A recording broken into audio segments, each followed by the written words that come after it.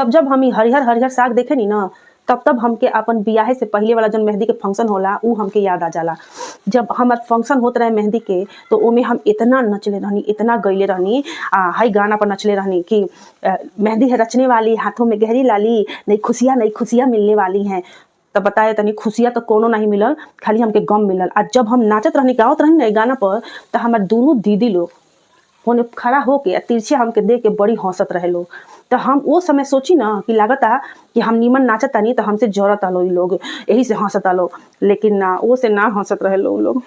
अब हमके बियाहे के बाद समझ में आइल बा कि काहे हंसत रहे लोग। तो हम बता देतनी पहले ही तह लोग के कि जेकर भी मेहंदी के फंक्शन होई ना बियाहे से पहले, तो ई गाना तो गा के नचबो मत करियो ना, गइहलो तहलो।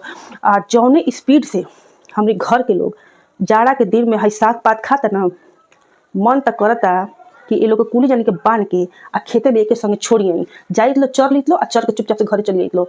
हमरा काटे छाटे के तना न पड़ी बनीले बाटे लो। दिन रात सवेरे दोपहरिया सांझी के राती के दिन भर साग खाए के बा, मटर खाए के बा, साग खाए के बा, मटर खाए के बा। ये लिखल बा बियाहे के बाद, ये खुशी मिलल बा हमरा। तो तहलो गलती मत करी हलो, ठीक ना।